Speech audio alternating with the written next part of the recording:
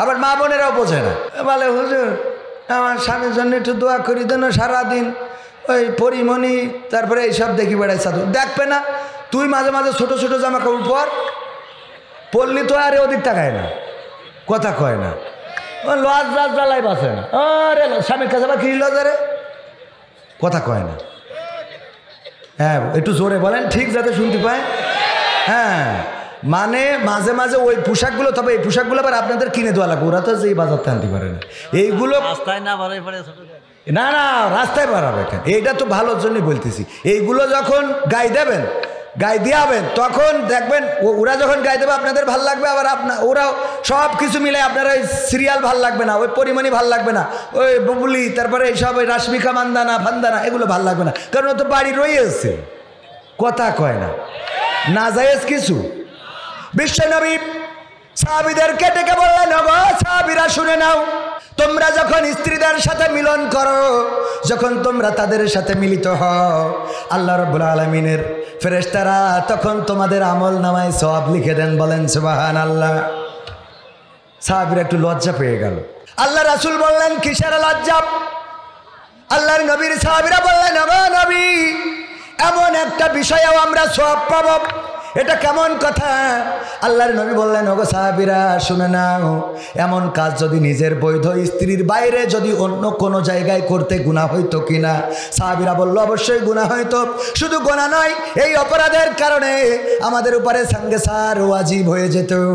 আল্লাহর নবী বললেন, তেমনিভাবে যেই কাজ করলে গুনাহ হইতো, অন্য জায়গায় করলে গুনাহ হইতো, সেই কাজ বৈধ জায়গায় করলে আল্লাহ রাব্বুল আলামিন আমল নামায় সওয়াব লিখে দেন। বলেন সুবহানাল্লাহ। আমার যুবক যারা বিয়ে হয় নাই, শীতকাল পার হতে দেয়া যাবে না? যাবে না। যখনই ঝোঁক লাগবে তখনই বিয়ে করতে হবে।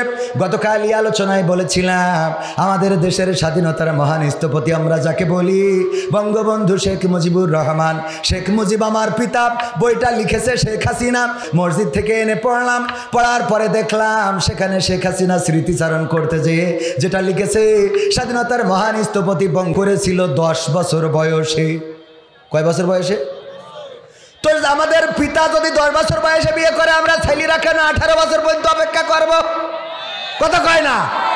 হ্যাঁ যুবকরা বলছে ঠিক, হুজুর মনের কথা কইস। কথা কি মনে থাকবে? বিয়ে শাদী অবশ্যই যখনই প্রয়োজন, জীবনের প্রয়োজনে, যৌবনের প্রয়োজনে, ইমানের হেফাজতে, অন্যায় থেকে বেঁচে থাকার জন্য বিয়ে করবেন। 1 2 3 4 যদি ইনসাফ করতে না পারেন তাহলে একে সন্তুষ্ট থাকতে হবে। 2টা বিয়ে করা এটা খারাপ কাজ না, 3টা বিয়ে করা এটা খারাপ কাজ না, 4টা বিয়ে করা, 5টা না, 4টা বিয়ে করা এটা খারাপ কাজ। আবার মা বোনেরা, আমি বুঝি না ওদের, আল্লাহ যেহেতু বিধান দিয়েছে, আল্লাহ বিধান না দিলে আমাদের আপত্তি ছিল না, আল্লাহ যেহেতু বিধান দিয়েছে মানে নিতে তো অসুবিধা নাই। মা বোনেরা যদি বাড়ি আর একটা বউ আসে তো তাদের আরও উপকার না? আমার আশরাফ ভাই যশোরে থাকে, কোথায় থাকে জানেন কিনা আপনারা? যশোরে। আর বাগডাঙ্গায় যদি আর একটা বউ থাকে, অসুবিধা কোন জায়গায়? উনি ওখানে দায়িত্ব পালন করলো, ইনি এখানে থাকলো, যখন বাড়ি আসলো উনারও আসা লাগলো না কষ্ট করে, ইনারও যাওয়া লাগলো না কষ্ট করে।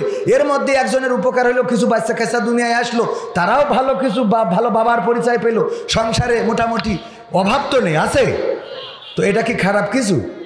এইটা মাইন্ডে অসুবিধা করে, আমি তো এটা বুঝলাম না। আমিও জ্বালাই আছি। আমার বললে যে তুমি যেদিন 2টা বিয়ে করবা ওই দিন হয় বাড়ি ছেড়ে দেবো না আত্মহত্যা করবো। এ জ্বালার তো শেষ নেই। কি জ্বালা কন্ত? এখন যে পরিমাণ টাকা ইনকাম করছি, এর আমি নিজে খেয়ে শেষ করতে পারবো? আমার বউ খেয়ে শেষ করতে পারবে? এক রাতি 50-60 হাজার টাকা আমি কনে কি করবে? এগুলো তো ইউটিউবাররা, এটার জন্য আমার বউ না দেখে, তাহলে বলে বাড়ি ঢুকতে দিবার না। জ্বালা তো শেষ নেই, জ্বালা জ্বালা সব জায়গায় জ্বালা।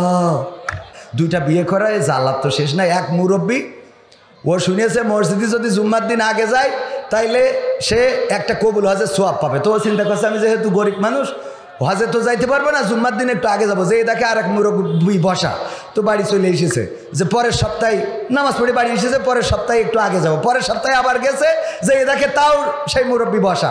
চিন্তা করলো যাকে এই সপ্তাহে বললাম না, 3য় সপ্তাহে দেখি, 3য় সপ্তাহে যে দেখে তাও মুরব্বী বসা। ওর মিজাজ দেশ খারাপ হয়ে কয়, মুরব্বী তোমার কি খেয়ে কোনো কাম নেই নাকি? খালি মসজিদে এসে বসে থাকো তুমি? তো বলছে তোমার অসুবিধা কি? অসুবিধা নেই মানে আমি একটা কবুল হাজার সোয়াব নেবো, গরিব মানুষটা দৌড়চ্ছি 3 সপ্তাহ ধরেই লাইন পালাম না। তা বলছে খুব দরকার, বাস দরকার মানে টাকা তো নেই, এই জন্য বলছে নিকে করতে পারবে, ও পারবা না। তাহলে একটা নিকে করো, ব্যবস্থা হয়ে যাবেন। ও এসে মেরিকেটে একজনের পটাইয়ে তো একটা বিয়ে করেছে কবুল হজের জন্য, যে হজ করার এত টাকা তো নাই, 6 লাখ 8 লাখ টাকা, তার থেকে এটা নিকে করি। এখন তো ইয়ে তো দিয়াই লাগে না, 1.5 মাস দিয়া লাগে দেশে, লাগে না তো বিয়ে করে তারপরে পরের জুম্মায় ওই মুরব্বী বেশি দেখে এই মুরব্বী বসা বলতেছে বাবাজি কি খাবো আজকে, কি কবুল হজের সোয়াব হই? বাবা ক্ষতি পারবো কেন? তো বলছে 2 ডোর গুতি ফজরে আইসি আর এখনো বাড়ি যায়নি, ফজরে এসে এখনো বাড়ি যায় 2 ডোর, এত ডিস্টার্ব করতেছে যে ফজরতে রাগ করে বাড়ি যায়। জ্বালা আছে না নাই? ভাইয়েরা আমার, মা বোনেরা আমার, অনেক মা বোন এসেছেন। আল্লাহ রাব্বুল আলামিন বললেন ওয়াকারনা ফি বুয়ুতিকুন্না ওয়ালা তাবাররাজনা তাবাররুজাল জাহিলিয়াতিল উলা। ওগো নারীরা তোমরা পর্দার মধ্যে থাকো, জাহিলি যুগের মেয়েদের মতো সেজে গুজে নিজেদেরকে প্রদর্শন করে বেড়াইও না। আর আজকের জামানায় আমরা গর্ব করে বলি এই বিউটি পার্লার কে দিয়েছে, ঠিক না বেঠে? এই বিউটি পার্লারগুলো করার পরে আমরা গর্বিত হই, আমরা প্রশংসা করি আমাদের সরকার বিউটি পার্লার দিল, ঘরে ঘরে বিউটি পার্লার, শহরে শহরে বিউটি পার্লার। এই বিউটি পার্লারে কি কোনো ছেলেদের যাওয়া লাগে নাকি? না লাগে না। ছেলেদের যাওয়া লাগবে কেন? ছেলেরা এমনি সুন্দর, ঠিক না বেঠে? ছেলেরা সুন্দর। দেখেন ছেলেরা শুধু সুন্দর না, তারা তাদের সৌন্দর্য তো দেখাইতেই চাই না, বরং আরও কী করে ঢাকে ঢুকে রাখা যায়। প্যান একটা পরে, প্যান পরার পরে প্যানের আবার এইভাবে আংটা দিয়ে আছে যার মধ্যে দিয়ে বেল বাঁধতে হয়। শুধু বেল বাঁধলি হবে না, উপরে যে এর শার্টের নিচে আবার গেঞ্জি পরে, গেঞ্জির উপরে আবার শার্ট, এইটা পরে তারপরে ওর মধ্যে গুজে দিয়ে বেল দিয়ে কষে বেঁধে থই, যাতে করে যেন কোনোভাবে শার্ট বেরোয় না যায়, ঠিক না বে ঠিক? এমন টাইট করে দিয়ে এরপরে পাই শু পরিয়েছে, শুর আগে আবার মোজা, যেন পার রঙও দেখা না যায়, পর্দাশীল। এরপরে শু পরেছে, তারপর মোজা, আবার শার্ট পরার পরে যদি হাতা মাথায় একটু উড়ে যায় এই জন্য এরপরে আবার আর একটা কোট, ঠিক না ভাই ঠিক? শুধু কোট পরেও ক্ষান্ত হয় না, যেন গলামালা না দেখা যায়, আবার একটা টাই পরি শক্ত করে বাঁধতে থই, দেখা যাবা তা হবে না, ঠিক না ভাই ঠিক? এরপরে আবার ক্যাপ পরে, হ্যাঁ ক্যাপ সামনে দিয়া, উপরেও দেখবে না নিচেও দেখবে না, এরকম আছে না নাই?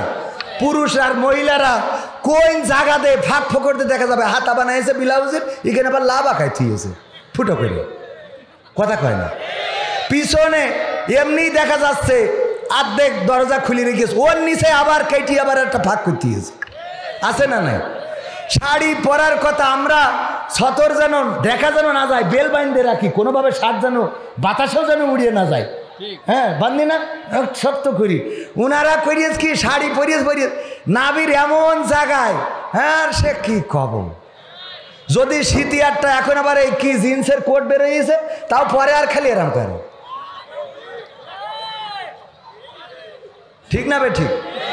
মানে কোন ফাঁক ফোকরতে দেখাবে, এই হলো ধান্দা। কোয়ানে যাবো, আল্লাহ বললো তোরা আইটে কুইটে থাক, সেজে কুইটে দেখাই বেড়াইসনি। আর ওরা বলছে মুড়ি খেয়েই ভাত খাবো, মুড়ি খেয়ে ভাত খাওয়া বোঝেন। সভাপতি কুষ্টিয়া ভার্সিটিতে, তো উনি বলছে আপনি কবির ভাই এসেন, আমাদের এখানে একটা ছোটো পিকনিক হবে, 10 জনের মতো আমি আয়োজন করতেছি, আইসেন। তো উনি জানে যেহেতু আমি সভাপতি, লোকজন একটু বেশি হয়ে যেতে পারে, তো 10 জনের ভাতের সাথে আবার কিছু মুড়ির ব্যবস্থাও করেছে, যে লোক যদি বাইরেই যায় তাহলে তাকে মুড়ি খাওয়াবে। তো সত্যিই লোক কিছু বেশি হয়ে গেছে, তো হয়ে যাওয়ার পরে চিন্তা করলো যারা ভাত খাবে ওদের মুড়ি দেবো না, যারা মুড়ি খাবে তাদের ভাত দেবো না। আমার জিজ্ঞেস করছে কবির ভাই আপনি মুড়ি খাবেন না ভাত খাবেন? আমি খেলাম ভাত খেয়েই তারপর মুড়ি খাবো।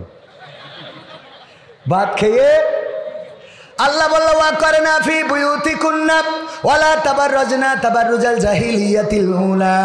ওগো নারীরা তোমরা পর্দার মধ্যে থাকো, জাহিলি যুগের মেয়েদের মতো সাজুগুজু করে নিজেদেরকে প্রদর্শন করে বেড়ায়ও না। আর আমার মা বোনেরা বলল আল্লাহ আমরা সাজুগুজু করে তারপরে বুরকা পরব, ঠিক না বেঠে? বুরকা পরা আছে না নাই? বুরকা পরে সাজুগুজু করে, তারপরে রিসোর্টে যায়, তারপরে পার্কে যায়, তারপরে ক্যাফেতে যায়, তারপরে বয়ফ্রেন্ডের সাথে লাইলাতুল ফেব্রুয়ারিতে গদখালিতে যায়। যাওয়ার পরে ওখানে যেয়ে খুলে দেয়, দিয়ে বলে দেখো আজকের সাজুগুজুটা কেমন হয়েছে। কেমন হয়েছে রে। এই যুবক ওইগুলো সাজুগুজু দেখে পাগল হয়ে যায়, তারপরে ওরে বিয়ে করার জন্য পাগল। আব্বারে বলে, আব্বা আমি সবেদার আবেদার জবেদার ছাড়া বিয়ে করব না। বিয়ে করার পরে রাত্রে নিয়ে আসলো, এর আগের দিন তো আবার যশোরের থেকে সাজাই গুজাই নিয়ে আসে। এত সাজুগুজু করে করে রে, সিনার কায়দা নেই। বাসর রাতি দেখে আইফোন 16 প্রো ম্যাক্স বাড়ি নিয়ে এসেছে, ঠিক না? ঠিক। যশোর থেকে একজন ওর বোর সাজাইতেছে, তো দেওয়ার পরে ও জানে যে অমুক বিউটি পার্লার থেকে বোর সাজাই নিয়ে এসেছে। বিয়ের পরের দিন যেয়ে আইফোন 60 প্রো ম্যাক্স এই একটা নিয়ে যেয়ে বিউটি পার্লারের মালিকের দেশে বলছে, কের জন্যে? বলছে, কালকে আপনি রোজিনার সাজাই দিয়েছিলেন। কয়, রোজিনা কে? আমার ওয়াইফ। ও আচ্ছা, তাই আমি খুশি হই আপনার এই যে আইফোন 16 প্রো ম্যাক্স আপনাকে গিফট করলাম। ও তো খুব খুশি, আল্লাহ এত সুন্দর পর, এর জন্য আরও 3টে বিয়ে হয়। তো দিয়ে চলে আসার পরে ও মোড়ক উন্মোচন করি, দেখে ওর মধ্যে কি আর আইফোন 16 প্রো ম্যাক্স, নোকায় 1100 গাডার মেরিচুয়াল, একটা চিরকুটি লিখা রয়েছে, এখন কেমন লাগে। কারণ কি? কারণ তুই কাল যেটারে সাজাই দিছিলি, ওর তো বাসরাতি দেখলাম আইফোন 16 প্রো ম্যাক্স, গোসলেরটা মারার পরে তো দেখছি যে নোকিয়া 1100 গাডার দিয়া। কথা কি বোঝা গেছে? এরপরে গান গাই, আমি পারি না আর পারি না, আমি কেন মরি না, আজরাইল কি চিনে না আমার গো, আমি পারি না আর পারি না। হয়তো 2 দিন পরে মরব, আগে মরলে কি ক্ষতি, ওরে এই দুনিয়ার রং তামাশা বুঝলাম না রে এক রতি। ও আমার ঘরের রমণী, সে যে কাল নাগিনী, ঘরের রমণী ও যে কাল নাগিনী, বিউটি পার্লার আমার বাজাইছে 12টায়, আমি পারি না আর পারি না। ঠিক না বেঠে? আমি পারি না আর পারি না, আমি কেন মরি না। আজরাইল কি? এটা পুরুষরা গাইছে, মহিলারা গাইলে এই গানটা উল্টা গাইতো। কি গাইতো জানেন? বলবো, আমি পারি না আর পারি না, আমার স্বামী কেন মরে না, আজরাইল কি চিনে না আমার স্বামী রে গো, আমি পারি না আর পারি না, আমি পারি না আর পারি না, আমার স্বামী কেন মরে না। ওগের ইসে বললো যে তুই মরি দূরে, আমি কয়দিন একটু হাড়ে বাতাস লাগাবো। আছে না নাই? কত পরকিয়া, স্বামী থাকে বিদেশে, পরকিয়া প্রেমে মত্ত হয়ে গেছে, অন্যায় অপরাধের পথ বেছে নিয়েছে, নিজের স্বামীর সাথে ভালো করে কথা বলে না, অথচ পর পুরুষের সাথে, বলটু ভাই কেমন আছো, কতদিন হলো তুমি খোঁজ খবর নাও না। আরে বাবা কি মজা। আর স্বামী যখন ফোন দেয়, এই এত কল করতে হয় কেন, তোমার কাজ নাই বিদেশে যে খালি বোর কাছে বারবার ফোন দাও, এত ফোন দিতে হয় কিছুর জন্য, এত ফোন দিবা না, খালি টাকা পাঠাবা, বাগার পাড়াতে তুলে বাজার করে নিয়ে চলে আসবো। আবার যেই বলতো হ্যাঁ বলতো ভাই চুলের এই কুত্তা কাটিং কোথা থেকে দিয়েছে, হ্যাঁ আপনার গাঞ্জা খাওয়া দাঁতগুলো খুব ভালো লাগে, ওর গাঞ্জা খড়ি পছন্দ আছে না নাই।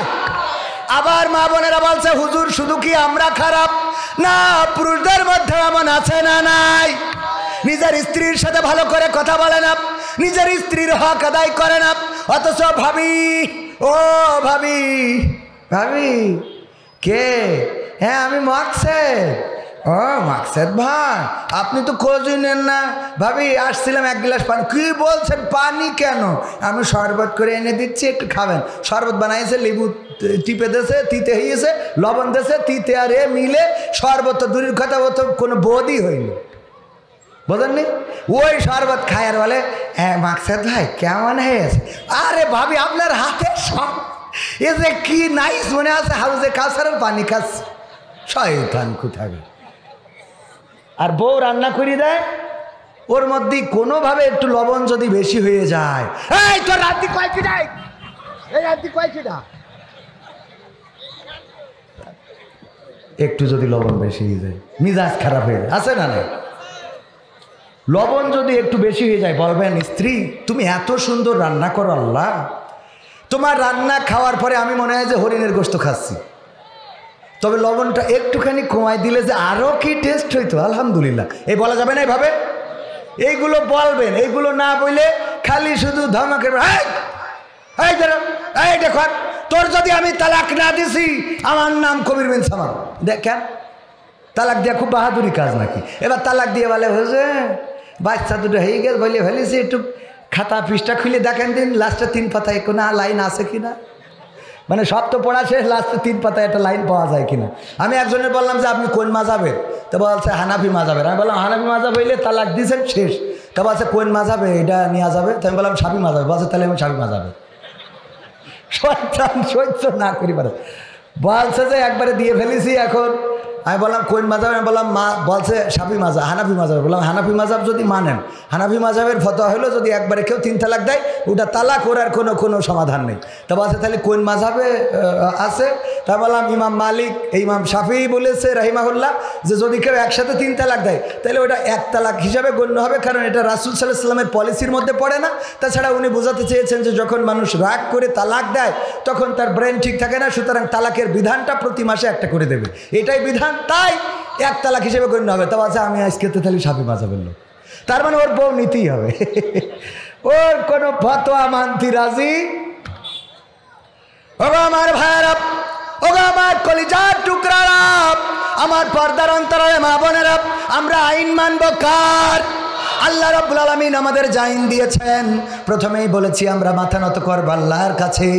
আমরা যারা আল্লাহর কাছে মাথা নত করি, যারা বলেছি ইন্না সলাতি ওয়া নুসুকি ওয়া মাহইয়ায়া ওয়া মামাতি লিল্লাহি রাব্বিল আলামিন, নিশ্চয় আমাদের সালাত, আমাদের কুরবানি, আমাদের হায়াত, আমাদের মওত সব কিছু বিশ্ব প্রতিপালক আল্লাহর জন্য।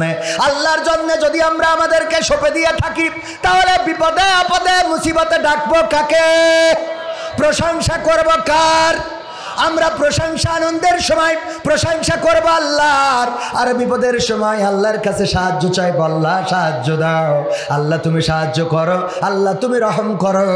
আমার আল্লাহ এমন আল্লাহ, যারা আল্লাহকে ডাকে তারা কখনো প্রতারিত হয় না, যারা আল্লাহকে ডাকে তারা কখনো হেরে যায় না, যারা আল্লাহকে ডাকে তারা ধ্বংস হয় না, যারা আল্লাহকে ডাকে তাদের পরাজয় থাকে না, যারা আল্লাহকে ডাকে দুনিয়ার পরে আল্লাহ তাদের পাশে থাকে এবং পরকালেও আছে না নাই?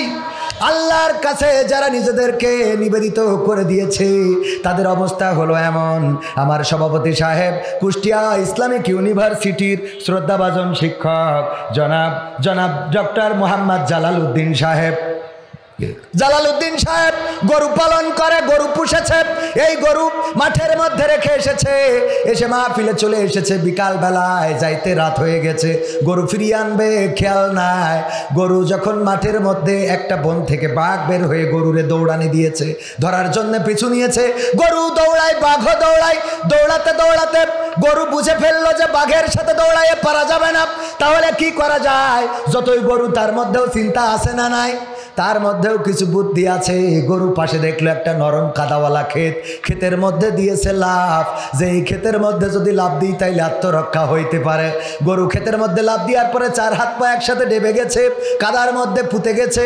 বাঘও লাফ দিয়েছে, গরুর থেকে বাঘের দৌড়ের গতি ছিল একটু বেশি। গরুরে রেখে 3 হাত সামনে যেয়ে পড়েছে। কয় হাত সামনে? তো গরু যদি ডেবি যায় বাঘও ডেবি যাবে কিনা? বাঘও ডেবে গেছে। গরু কোনো টেনশন ছাড়াই ওই ডাবা অবস্থায় খালি জাবর কাটে। আর গরু টেনশন করতেছে কি করে বের হওয়া যায়, চেষ্টা করতেছে কি করে বের হবে। বাঘ বের হওয়ার চেষ্টা করতেছে, আর গরু কি করেছে? জাবর কাটাচ্ছে। বাঘের মিজাজ গেছ খারাপ। এই গরু, এই তুই তো আসলে গরু। কে ভাই কি হয়েছে? ভাই কি হয়েছে মানে? আমার সঙ্গীতের বই আছে, ক্যামেরা পার্সন যাচ্ছে, কারো লাগলে নিয়ে। সম্মানিত ভাইয়েরা, তো কথা ও আবার ওর আমি বলি না, তাও যায়। এত দায়িত্বশীল আমি আলামিনীর আমি খুঁজে পাই। আল্লাহ, হ্যাঁ, দাম 100 টাকা, আর ওই যে জীবন জিজ্ঞাসা যেটা ওটা হলো 50 টাকা। তো ভাইয়েরা আমার, গরু মানে বই একটু বেচাও লাগবে কেন ভাই? তো আমার ওইভাবে টাকা দেয় না, এমনি আইসেতে করেছি ভাই, দুটো খাতি দেয় যত্ন করে সুই ঝাল দিয়ে ওই আর কি।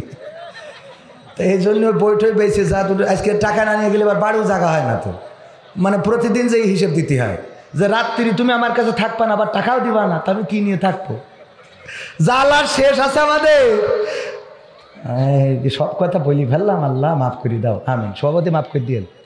আমি তো খোলা মনের মানুষ, সব এই ঠাস ঠাস করে বলে ফেলি। যাই হোক ভাইয়ের আমার, গরু কোনো টেনশন ছাড়া জাবর কাটাচ্ছে, আর বাঘ টেনশন করতেছে যে কি করে বের হওয়া যায়। বাঘ এক ফাঁকে বলেই গরু, তুই তো আসলেই গরু।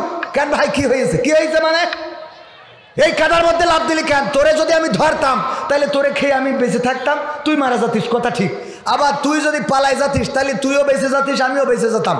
কিন্তু এমন একটা কাজ করেছিস যে তুইও মরবি, আমিও মরবো, বাঁচার কোনো রাস্তা নেই। তা কয় তাতে কি? কয় তাতে কি মানে?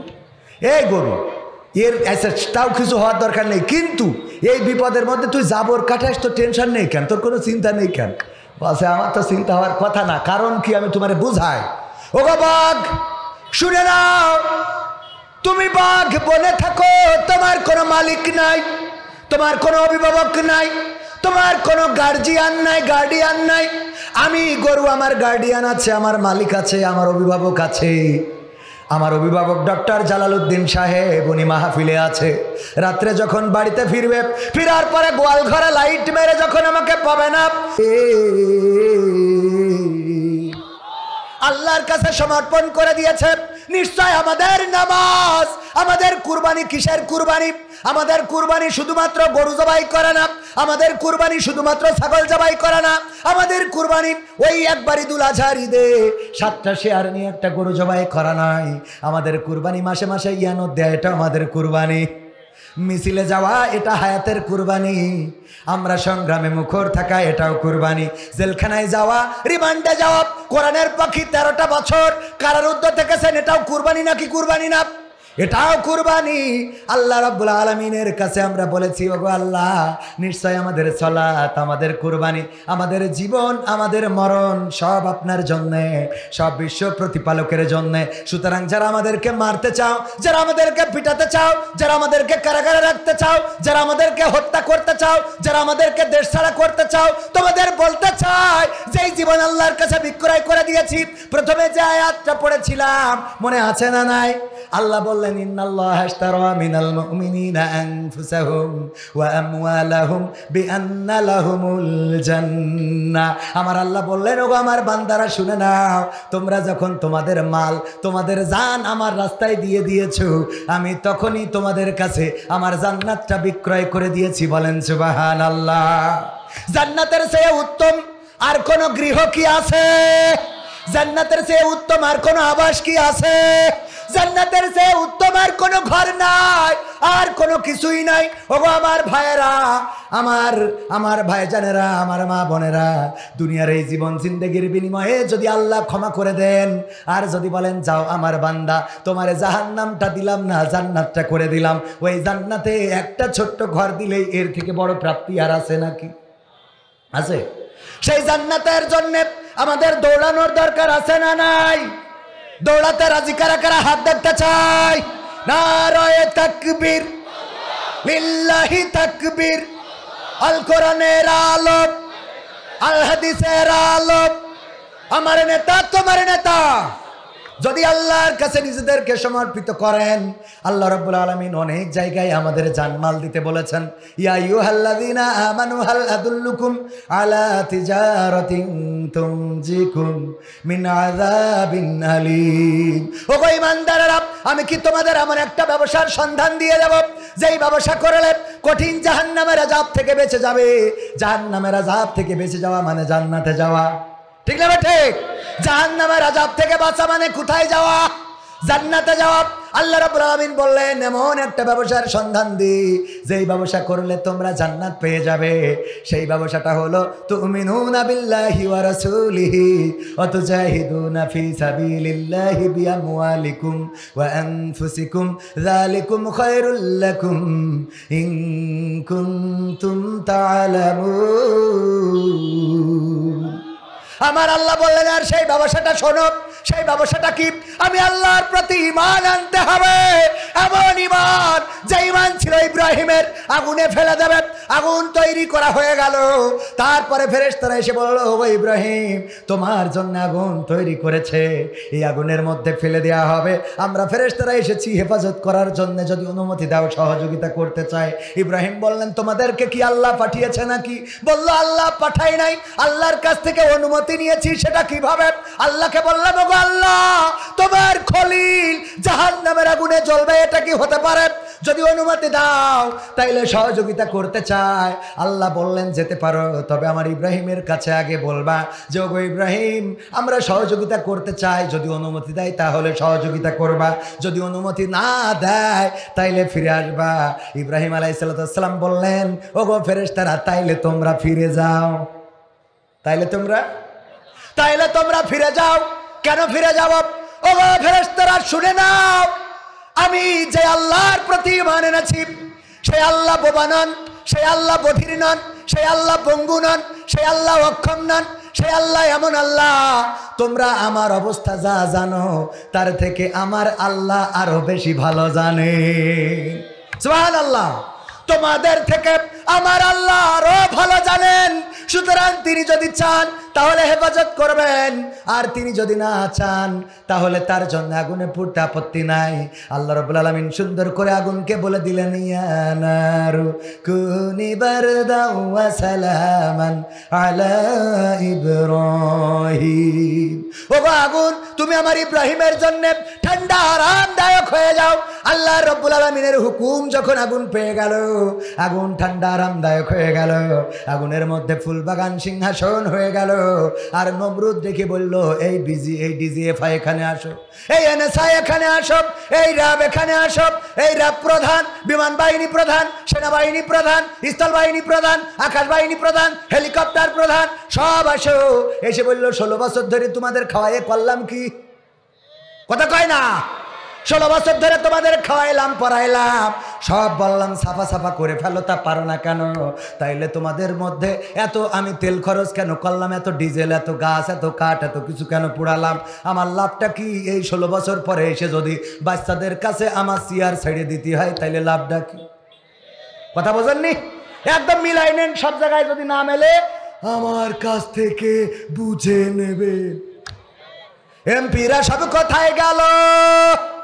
মন্ত্রীরা সব কোথায় গেল? কোথায় কাদের কাকা? তাদের ছাড়া দেশটা এখন লাগে ফাঁকা ফাঁকা। পালাবো না, প্রয়োজন হলে ফখরুলের বাসায় গিয়ে উঠবো। ঠাকুরগাঁওয়ে বাসা আছে না, জায়গা দেবে? পালাবে না, যাই না তবু দেখা। পালাবে না, যাই না তবু দেখা।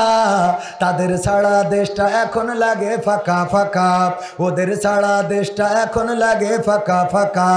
আইন মন্ত্রী আটকে গেল আইনেরই ফাঁকে, দাড়ি ছাড়া দরবেশের ভণ্ড ভণ্ড লাগে। ঠিক না বেঠে? আইন মন্ত্রী আটকে গেল আইনেরই ফাঁকে, দাড়ি ছাড়া দরবেশের ভণ্ড ভণ্ড লাগে। শুনছি কত নেতা নেত্রী খাইতেছে ভাই ডান্ডা, বিচারপতি কালামানিকের ফাটিয়েছে আন্ডা। পলকের ঝলক গেল থামিয়ে নেটের চাকা। তাদের ছাড়া দেশটা এখন লাগে ফাঁকা ফাঁকা, ওদের ছাড়া দেশটা এখন লাগে ফাঁকা ফাঁকা। কই গেল সেই সংসদেতে মমতাজের গান? কোথায় গেল হযরত বলা স্বামী মুসলমান? ঠিক না বেঠে? কই গেল সেই সংসদেতে মমতাজের গান? কোথায় গেল হযরত বলা স্বামী মুসলমান? ইনু মেনন্দি পুমনি আছে কারাগারে, বাপ করিলেও পাপ কখনো ছাড়ে কি আর তারে। কোথায় গেল স্পিকারের দৃষ্টি আঁকা বাঁকা? তাদের ছাড়া দেশটা এখন লাগে ফাঁকা ফাঁকা, ওদের ছাড়া দেশটা এখন লাগে ফাঁকা ফাঁকা। কোথায় গেল আরাফাত আর ব্যারিস্টার সুমন? কথা বলার সময় তারা করে নিয়োজন। মুরগি কবির খাইছে ধরা, জাফর কোথায় আছে? গোপনে কি সেও গেল মোদি দাদুর কাছে? কোথায় গেল সালমের কাড়ি কাড়ি টাকা? তাদের ছাড়া দেশটা এখন লাগে ফাঁকা। লাগে না? আগে টেলিভিশন খুললে কেমন করে কুমড়া দিয়ে বেগুনি বানানো যায় এটা শিখতে পারতাম। কেমন করে কাঁচামরিচ শুকিয়ে রেখে বর্ষাকালে ভিজাইলে আবার জেতা হয়ে যায় সেটা জানতে পারতাম। তারপরে কেমন করে কাঁঠাল দিয়ে বার্গার বানাইতে হয় ওইটা বুঝেছিলাম। তারপরে গোশতের অভাব পূরণের জন্য কাঁঠাল কেমন করে কাজে লাগাইতে হয় তাও শিখলাম। এমনকি আমার দাদার দেশে দেখলাম নিউজ করেছে সাংবাদিকেরা, দাদার দেশের কিছু মানুষের কাছে মাইক্রোফোন ধরেছে, বলে দাদা অনেক বড় কষ্টে আছি দাদা, আমাদের দেশে তো পেঁয়াজগুলো কেউ কিনছে না, বুঝছেন, আগে বাংলাদেশের রপ্তানি করে আমরা অনেক দাম পেতুম, কিন্তু এখন তো কোনোভাবে দাম পাচ্ছি না দাদা, 3 টাকা 3.5 টাকা কেজি দরেও পেঁয়াজ বেচতে পারছি না দাদা, খুবই কষ্টে আছে। দেখেছেন কিনা? আমি বললাম এই কষ্ট তোমাদের কাটবে না, কাটবে না, কারণ তোমাদের দাদা তোমাদের সরকার প্রধান যখন আমাদের পেঁয়াজ দিতে চাই নাই আমরাও টেনশন করি নাই, কারণ আমাদের নেত্রী কেমনে পেঁয়াজ ছাড়া রান্না করা যায় রে সেইটা শিখায় তারপরে গেছি। ঠিক না বেঠে? এখন তোমরা 3 টাকা 5 টাকা যা কেজি বেচতে চাও তাও বেচো, যদি আমাদের নেত্রীর তোমাদের দেশেও টেলিভিশনে আনো তাইলে কিন্তু ওই দামে আর বিক্রি হবে না, কারণ তোমাদের দেশেও শিখিয়ে দেবে কেমন করে পেঁয়াজ ছাড়া রান্না করতে হয়। পরাণ পাখি উড়াল দিলে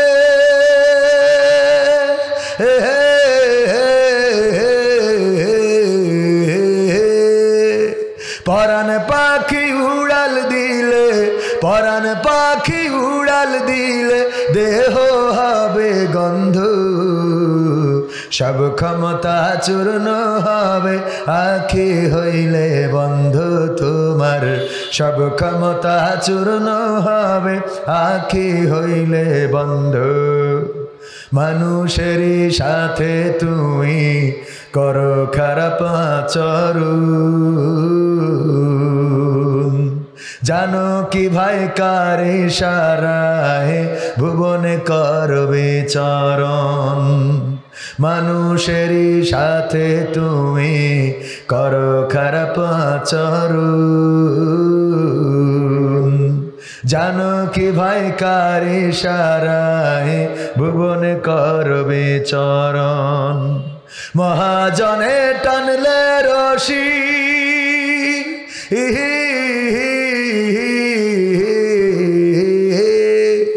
মহাজনে টানলে রশি, মহাজনে টানলে রশি দম হইবে বন্ধু, সব ক্ষমতা চূর্ণ হবে আখি হইলে বন্ধু তোমার, সব ক্ষমতা চূর্ণ হবে আখি হইলে বন্ধু।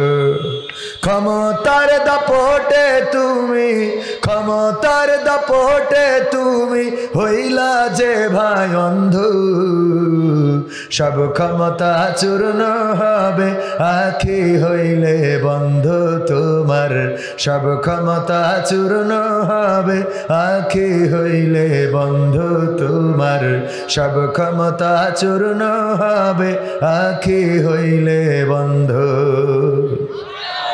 ঠিক না বেঠে? ক্ষমতার দাপট কি চিরদিন থাকে না? চিরদিন থাকে না, চিরকাল থাকে না। ক্ষমতার পাওয়ার যারা ইতিপূর্বে দেখিয়েছে তাদের ক্ষমতার পাওয়ার চূর্ণ বিচূর্ণ হয়েছে, বর্তমানে যারা দেখাবে তাদের পাওয়ারও চূর্ণ বিচূর্ণ হবে, ভবিষ্যতে যারা দেখাবে তাদেরও পাওয়ার চলে যাবে, একমাত্র পাওয়ার থাকবে কার? ক্ষমতার দাপট দেখানোর ক্ষমতা আছে কার? আল্লাহ ছাড়া কারো নাই ক্ষমতার দাপট দেখানোর ক্ষমতা। সবার ক্ষমতা চূর্ণ বিচূর্ণ হয়ে যাবে, যত বড় চেয়ারের মালিক আপনি হন। গত বছরেও বাইডেন ছিল আমেরিকার রাষ্ট্রপ্রধান, কত নির্যাতন, কত নিষ্পেষণ, কত সহযোগিতা। জেলেনস্কিকে সহযোগিতা করলো রাশিয়ার বিরুদ্ধে, আবার ইসরায়েলকে সহযোগিতা করলো ফিলিস্তিনের বিরুদ্ধে। এমনিভাবে উল্টো পাল্টা কাজ করার পরে এখন কি ক্ষমতায় আছে? না, ক্ষমতায় নাই। এমনিভাবে বাপ আমার পার্শ্ববর্তী দেশ ভারতে বাবরি মসজিদ ভেঙেছিল অটল বিহারী বাজপেয়ী, মনে আছে না নাই? সেই ভারতে আবার তারই দলের এখন ক্ষমতা প্রধান, এখন রাষ্ট্রপ্রধান যিনি নরেন্দ্র মোদী, ওই বাবরি মসজিদের জায়গায় বানিয়েছে কি মন্দির? রাম মন্দির বানালো, করোনাকালীন সময়ে উদ্বোধন করলো, গোটা বিশ্বের মানুষদেরকে আমন্ত্রণ জানালো। এই নরেন্দ্র মোদী কি চিরদিন ক্ষমতায় থাকতে পারবে? না, পারবে না। আবার বাংলাদেশে আমাদের ক্ষমতায় ছিল বিশিষ্ট ইসলামী পরিবারের, এই দেশে ইসলাম প্রচারের জন্য যিনি এসেছিলেন বিশিষ্ট পরহেজগার আল্লামা শেখ হাসিনা হাফিজাহুল্লাহ। ঠিক না বেঠে? কত পাওয়ার, কত ক্ষমতা। এই মাহফিলে আমাকে আসতে দেয় নাই। এই জায়গার মাহফিলে আশাকে কেন্দ্র করে, না আশা এবং না আশাকে কেন্দ্র করে আমাদের আভ্যন্তরীণ একটা ঝামেলা হয়েছিল। আজকে সেটা আপনাদের সামনে প্রকাশ করে যায়। কোটটা দেখলেই মনে পড়ে কার কথা? কার কথা? মিজানুর রহমান আজহারী ভাইয়ের কথা, ঠিক না? প্রথমেই তিনি গায়ে দিয়েছেন এমন একটি কোট গায়ে দিলেই আজহারী হওয়া যায় না। পোশাক পরিচ্ছদ চেঞ্জ করলেই, কথার স্টাইল বাড়ালেই মিজানুর রহমান আজহারী হওয়া যায় না। কোট একরকম হইতে পারে, কণ্ঠ হবে না, চেহারা হবে না, সৌন্দর্য হবে না, আমানতদারিতা হবে না, ইমানদারিতা হবে না, কোনো না কোনো পার্থক্য থাকবে না, থাকবে। তবে কেন বললাম? ডক্টর মিজানুর রহমান আজহারী ভাইয়ের মামা, শ্রদ্ধাভাজন আমাদেরও মামা মোশাররফ হোসেন সাহেব আমাকে ফোন করেছিল, বললো একটা ডেট দিতে হবে। তারিখটা ছিল যেই তারিখে এখানে মাহফিল। আমার শ্রদ্ধাভাজন বড় ভাই আশরাফুল আলম, অনেক সম্মান করি, বড় ভাই, আপন ভাই, বড় নাই কিন্তু আপন ভাইয়ের চেয়ে কম নয়। সবসময় দেখে রাখেন এই মাহফিলের ডেটটা এখানে দেয়া। উনি বললেন আমি মিজানুর রহমান আজহারী ভাইয়ের মামা মোশাররফ বলছি, এই তারিখটা আমাকে দিতে হবে। আমি বললাম আমি এমন এক ভাইকে ডেটটা দিয়েছি, এমন এক ভাইয়ের মাহফিল দেয়া সম্ভব না। সেই মাহফিলের ডেটটা দিলাম না, তার জন্য মামার সাথে একটু মনোমালিন্য, এটা হয় না? একটু মনোমালিন্য আমার হয়েছে, ওনারও হয়েছে।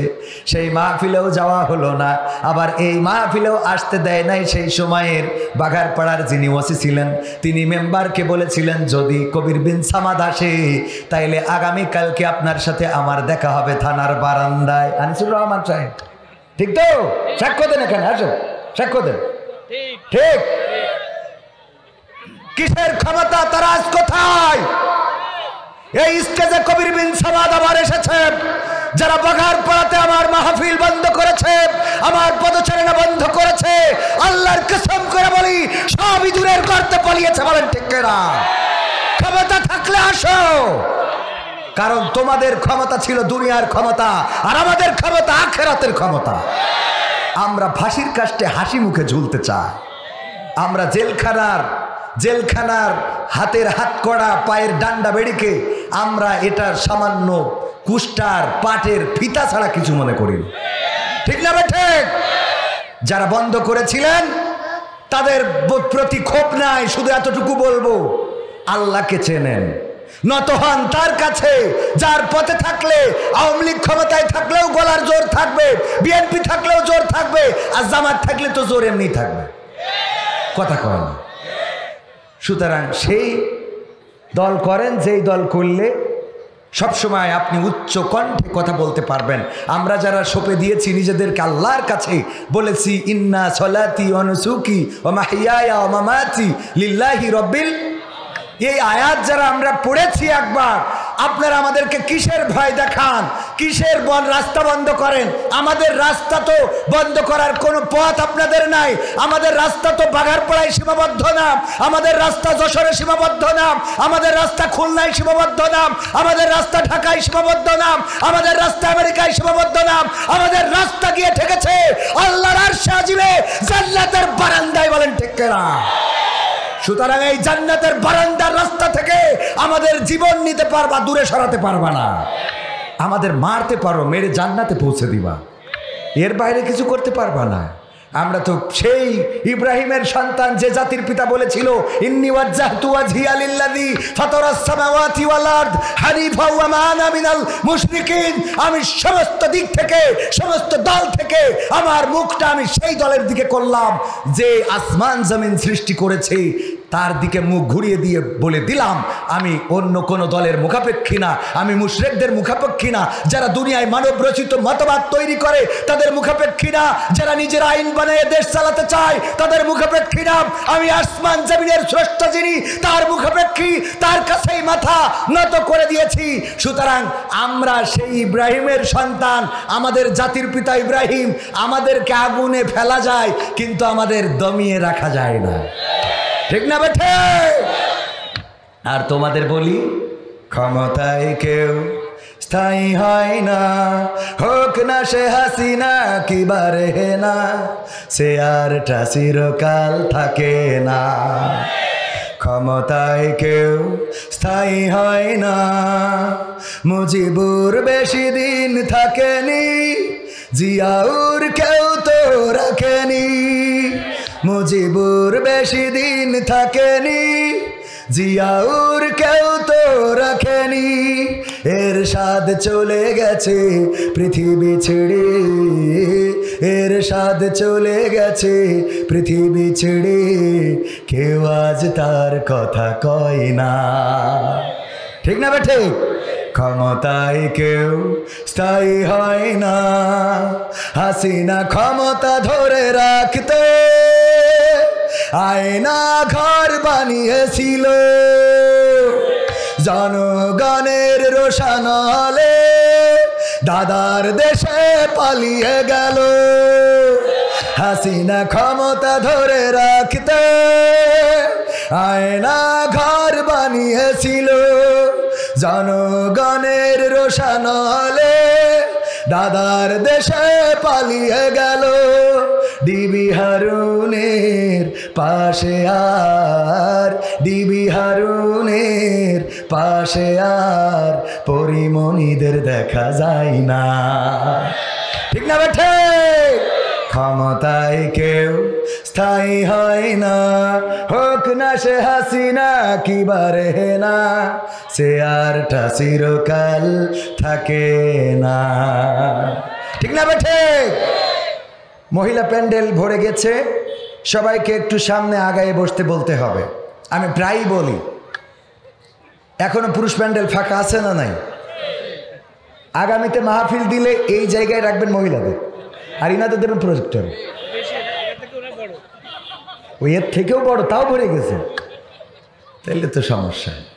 পুরুষদের জন্য জায়গা কম রাখার পরেও ওপাশ ফ্লাফ, মা বোনেরা মাহফিলেও বেশি, বাজারেও বেশি, সিরিয়ালেও বেশি, জাহান্নামেও বেশি, ঠিক না বে ঠিক? বিশ্বনবীর কথা, আমার কথা না, বিশ্বনবী সাল্লাল্লাহু আলাইহি সাল্লাম বললেন, ওগো নারীরা আমি তোমাদের দেখেছি অধিকাংশ জাহান্নাম। কতকাংশ? অধিকাংশ, মানে অর্ধেকের বেশি জাহান্নামী, বিশ্বনবী সাল্লাল্লাহু আলাইহি সাল্লাম বলেছেন। জিজ্ঞাসা করা হলো কিসের কারণে? আল্লাহ নবী সাল্লাল্লাহু আলাইহি সাল্লাম বললেন দুইটা দোষ বেশি। কয়টা? কয়টা দোষ বেশি? মা বোনেরা কান খাড়া করে শোনেন আর সামনে একটু আগায় বসেন। কোন দিকে তা জানি না, যেই দিকে হোক, ক্যামেরায় তো দেখতেছেন। আপনার সামনের দিকে আগায় বসেন, বাম দিকে, বাম দিকে আগায় বসেন, বাম দিকে আগায় বসেন, বসে অন্য বোনদের একটু জায়গা করে দেন। সামনে এবং ডান দিকে আগায় বসেন, যাতে করে অন্য অন্য মা বোনেরা বসার সুযোগ পায়। এখনও তো মাহফিল শুরুই হয়নি, তাই যদি ভরে যায় তাইলে তো প্রধান বক্তা তো এখনও আসতে বাকি। তো যাই হোক, আল্লাহ নবী কয়টা কারণ বললেন? বিশ্বনবী বললেন দুইটা কারণ। তার মধ্যে এক নম্বর হলো তারা স্বামীর নাশুকুরি করে। কি করে? নাশুকুরি বোঝেন? অকৃতজ্ঞ হয়, স্বামীর প্রতি কৃতজ্ঞ থাকে না। আমাদের জনাব ভাইয়ের কথাই বলি, আশরাফুল আলম সাহেব, আমার ভাবি, মানে যাই এনে দিক কিছুই পছন্দ হয় না, খালি পছন্দ হয় কবির। দেখো দিন কত সুন্দর জুব্বা বানাইছে, তুমি বানাইছো, এটা কি গায়ে দিলে মানুষ দেখা যাচ্ছে মনে হচ্ছে ফকির। মানে যা করে সেটা, থ্রি পিস কিনে দিলে পছন্দ হয় না, এটা ওইটা। মাছ কিনে আনলে তাতে কাটা বেশি, ওল কিনে আনলে গাল চুলকায়, কচু কিনে আনলে সিদ্ধ হয় না, মেটে আলু কিনলে সেটা আলু না। মানে সব কিছুতে অভিযোগ আছে তো আছে, আছে তো আছে, না শুকুরি। এটারে কি বলে? বুদ্ধি করে একদিন একটা শাড়ি কিনেছে যশোরের দড়াটানা থেকে, এইচএম সুপার মার্কেট আছে ওখান থেকে, এইচএম মার্কেট মনে হয়। তো কেনার পরে ডাইনিং টেবিলে রেখে আমার ভাবিকে বলতেছে খাবার দাও। তো ভাবি খাবার দিয়ে চিন্তা করছে শাড়িটা আসলে কার, এত সুন্দর শাড়ি। তো বলতেছে, এক ফাঁকে জিজ্ঞেস করেই বসলো, শাড়িটা কার? তা বললে শাড়িটা কিনেছি শাড়িটা কিনি নাই, শাড়িটা কিনেছে কবির বিন সামাদর বউয়ের জন্যে। ভাবির তো মিজাজ গেছ খারাপ হয়ে, দেখো দিন শাড়ির কালারটা কত সুন্দর, রংটা কত ভালো, সুতাটা কত সুন্দর, পাড়টা কত রং চংটা, মানে সব কিছু মিলাই পারফেক্ট একটা শাড়ি। কবির বিন সামাদ যাই কেনে তার একটা পছন্দ আছে। আল্লাহ তোমার চোখ না দুটো মার্বেল দিয়েছে, এই চোখে কি দেখে আমি বলে সংসার করছি। কান্নাকাটি আছে না নেই? আমি বলে তোমার সংসার করে দিলাম, অন্য লোক হইলে এই সংসারে কবে লাথি দিয়ে চলে যেত। হ্যাঁ তুমি এটা দেখো দিন। কবির বিন সামাদ তো আমার ভাই বলতেছে তোমার কি খুব পছন্দ হয়েছে? কবির তো আমার ছোট ভাই মানুষ, ওর বোর জন্য কিনেছে, তুমি এটা নাও, তোমার পছন্দ হলে আমি কবিরের সাথে সে যা করা লাগে করবানে। তো ভাবি নিয়ে খুব খুশি। তো ভাই রাত্রে চিন্তা করলো, এত ভালোবেসে তার শাড়িটা কিনলাম, যদি না বলি কেমন হয়। রাত্রে বললো দেখো শাড়িটা কি তোমার পছন্দ হয়েছে? কয় খুব পছন্দ হয়েছে। কারণ তুমি তো কেন নাই, তোমার তো পছন্দ ভালো না, তুমি যে ঘরের রং করেছ ওই রংটা চলে। তুমি যে গরু কিনেছ এটার কি দুধ হয়? মানে একটা গাভী কিনেছে তাও দুধ হয় না, তাও ওনার দোষ। মানে যত সব এটা খেয়াল করে দেখবেন। আর ওরা যা করে ওইটা কোনো অসুবিধা নেই। আর ভাইও তো টিচার মানুষ, হামিদপুর কলেজের টিচার, উনি বাজারে গেলে যেই কচুটা বিক্রি হয়নি অনেকেই জোর করে কয় স্যার আপনার জন্য এক সপ্তাহ ধরে একটা কচু রেখে দিছি, এইটা বিক্রি হয়নি ওইটা ওনার জন্য রেখে দিস। কোনো মান সম্মানের খাতিরে কিছু বলতে পারে না, দেয় ওই কচু এনে রান্না করার পরে কচু থেকেই গাল চুলকাবে, ওর মধ্যে যে ইলিশ মাছ দিয়েছিল ওইটা খালু চুলকে। তো এই জাতীয় বিপদে আমাদের পড়া লাগে, তাই না? এরকম কিছু বিপদ। তো এখন ভাইজান বললো যে দেখো রাত্রি শোয়ার সময় বললো শাড়িটা কি তোমার পছন্দ হয়েছে? কয় এটা তো তুমি পছন্দ করে কেন না, কবির বিন সামাদ পছন্দ করেছে, আমার খুব পছন্দ হয়েছে। কয় দেখো মরে গেলে তো কালকে যদি সকালে ঘুম থেকে জাগি তাহলে ফজর, না জাগলে কবর, মনের কথা বলা হবে না। আমি তোমারে যে কত ভালোবাসি, তোমারে ভালোবেসে এই শাড়িটা আমি নিজে পছন্দ করে দড়াটানা থেকে কিনে আনছি। কয় সত্যি তুমি কিনেছো?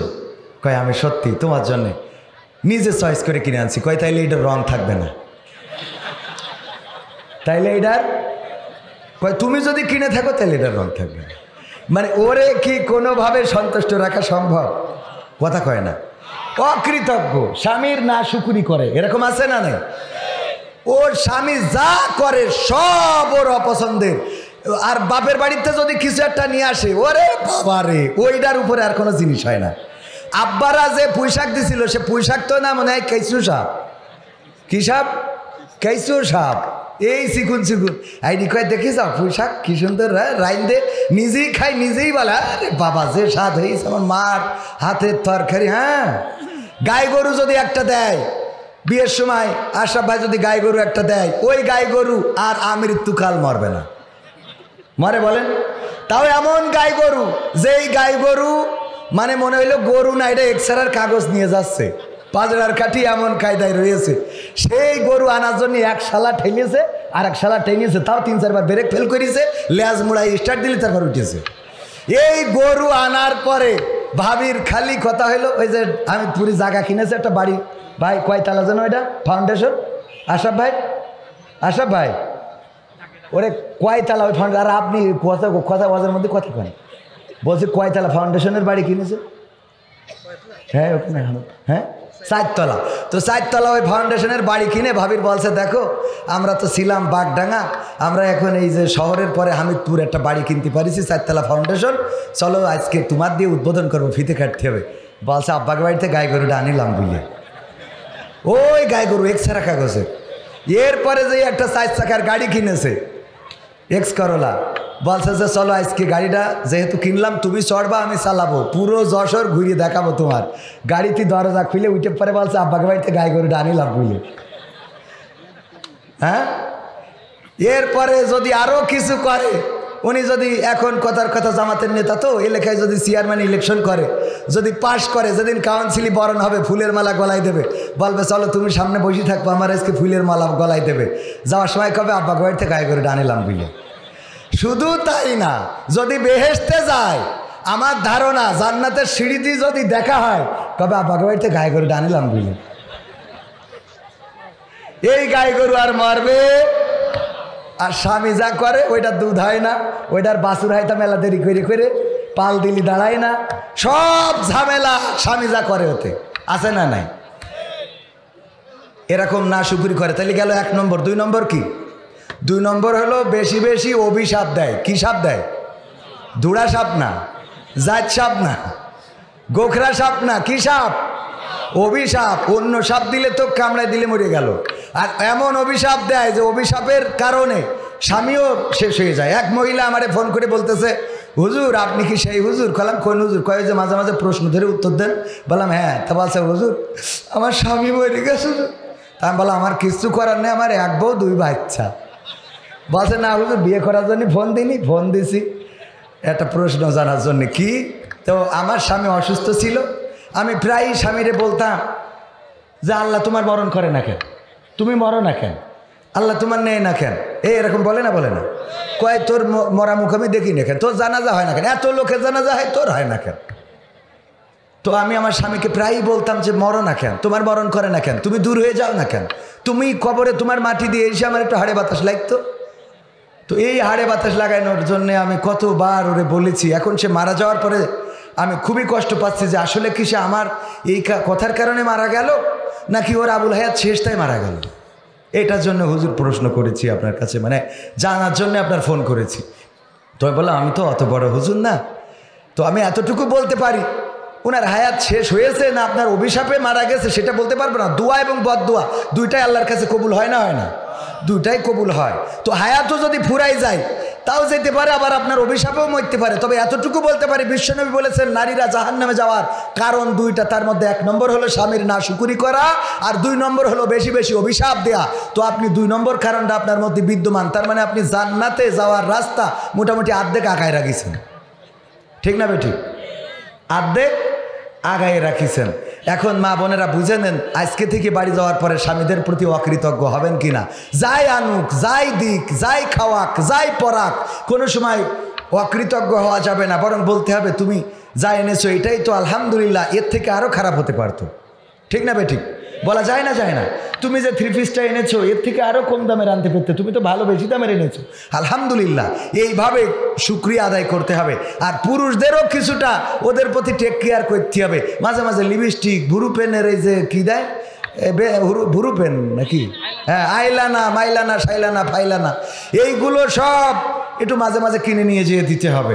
এইগুলো স্ত্রীদের দেবেন, একটু সাজাবেন, নিজে মাঝে মাঝে চুলের বেনি গেঁথে দেবেন, মাঝে মাঝে তার মাথাটা আশ্রয় দেবেন, শাড়ির কুচিটা ধরে দেবেন, তার কাপড় চুপড় পরিয়ে দেবেন, পিছন থেকে যে চোখ ধরি বলবেন বলো তো আমি কে, বোঝেননি? হ্যাঁ, এইগুলো মুরব্বীরা না করেন, না করেন, অন্তত যাদের ইয়াং, আমাদের সভাপতিও এখনো বয়স আছে আলহামদুলিল্লাহ, এইগুলো করবেন। এইগুলো করলে দেখবেন যে সংসারের শান্তি বাড়ছে। ঠিক না বেটে? ভাইয়ারা আমার, আল্লাহর জন্য নিবেদিত প্রাণ হতে রাজি আছি না নাই? মা বোনেরা পর্দার অন্তরালে রাজি? সবাই সবাই রাজি? আমিও রাজি। আমার ক্যামেরা পার্সন না, ক্যামেরা পার্সন তো আমার সহকারী, আমিও। হ্যাঁ হ্যাঁ, আমার এই যে ছাত্র শিবিরের জেলা সভাপতি সাবেক, এইসব সাথে থাকে সাথে। আল্লাহ কবুল করুন, বলেন আমিন। এইটা বোঝেননি? এটা বোঝেননি? একটু মানে আপনি যে মাল দেবেন, জান দেবেন, তো এর জন্য মাঝে মাঝে পরীক্ষা করতে হয়। তো পরীক্ষা আমি প্রথমে দিয়ে শুরু না করলি, বক্তাই দিল না, তা শ্রোতারা দেবে। স্টেজে যারা আছে সবাই পকেটে হাত লাগান, তা না হলে ওরা আবার দেখি কবে ওরা দিচ্ছে না, তা আমরা দেবো কেন? চেয়ারে বসে যদি না দেয় তার সামনে বসে দেবো কেন? হ্যাঁ হ্যাঁ, সবাই হাত ঝুকান। আশরাফ ভাই মাথা জাগলে হাত ঝুকান পকেটে। হ্যাঁ হ্যাঁ, এত ফোন ধরলেও হাসছে না, এ হুজুর সে হুজুর না। যদি পরে দেখায় আবার কালেকশন করবে, রাস্তায় দাঁড়া করে কালেকশন করবে। একবার খালি দাওয়াত দেওয়া দরকার, 12 মাস কালেকশন করে দেবে, কিন্তু ডেট ফাঁকা নেই। মাশাআল্লাহ, এইটা বঙ্গবন্ধু নোট দেন। কাল সভাপতি ছিল।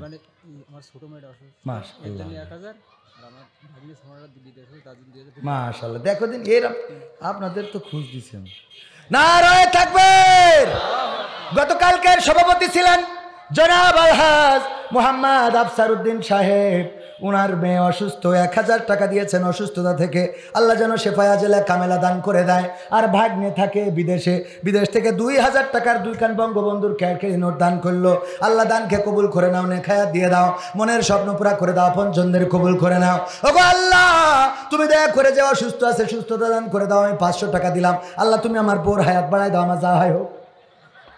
শোনো এ গল্প তো কল্পনা নয়, তোমরা কি তা জানো ও ভাই? এ গল্প তো কল্পনা নয়, তোমরা কি তা জানো? আমার বাংলাদেশের প্রবাসীদের গল্প বলি শোনো। পল্লী গায়ের দুরন্ত ছেলে বাপে ডাকে খোকা, হঠাৎ করে ঢুকলো মাথায় বিদেশ যাওয়ার পোকা। রোগে শোকে ক্লান্ত পিতা, খাটার নাই উপায়, বেকার ছেলের এমন কথায় বাবাও দিল সাই। ক্ষেতের জমি হালের গরু বিক্রয় করে দিয়ে বাকি টাকা করলো পূরণ মায়ের গহনা নিয়ে। অনেক আশা বুকে বেঁধে ছাড়লো যখন বাড়ি, সে যে কি বেদনা বিধুর ছিড়লো যেন নাড়ি। মায়ে কান্দে, ভাই কান্দে, কান্দে আপনজন, চোখের জলে বুক ভেসে যায়, শক্ত করে মন। এমন মানুষ কোন সেজনা, এমন মানুষ কোন সেজনা, তোমরা কি তা জানো? আমার বাঘার পাড়ার প্রবাসীদের গল্প বলি শোনো। আমার বাগডাঙ্গার ওই প্রবাসীদের গল্প বলি শোনো। বিমানেতে বসে খোকা জানালারি পাশে, নীল আকাশে তাকিয়ে দেখে মায়ের ছবি ভাসি। আঁচল দিয়ে চোখ মুছে মা প্রভুকে যে বলে, আল্লাহ তুমি ভালো রেখো আমার কোলের ছেলে। খোকা যে ছিল মা জননীর কোলে জারি বোটা, ভাবতে সব চোখ ভিজে জল পড়লো ফোটা ফোটা। এমন মানুষ কোন সেজনা, এমন মানুষ কোন সেজনা, তোমরা কি তা জানো? আমার যশোর জেলার প্রবাসীদের গল্প বলি শোনো। আমার মালয়েশিয়ার প্রবাসীদের গল্প বলি শোনো। নদ নদী আর সাগর নগর দিয়ে খোকা পাড়ে পৌঁছালো যে অতি সাধের বিদেশের বাড়ি। অনেক কষ্টে মিলল খোকার এমন একটা কাজ, হাড় ভাঙা খাটুনি তাতে সকাল দুপুর সাজ। রোগে শোকে কাজ করে যায়, করে নাই অবহেলা, আকাশ সমান স্বপ্ন দেখে কাটিয়ে দেয় বেলা। মা জননীর সাথে যখন খোকা কথা কয়, বলে বাবা কেমন আছো জানতে ইচ্ছা হয়। মাগো আমি ভালো আছি, মাগো আমি ভালো আছি, দুঃখ নেই তো কোনো। আমার সৌদি আরবের প্রবাসীদের গল্প বলি শোনো।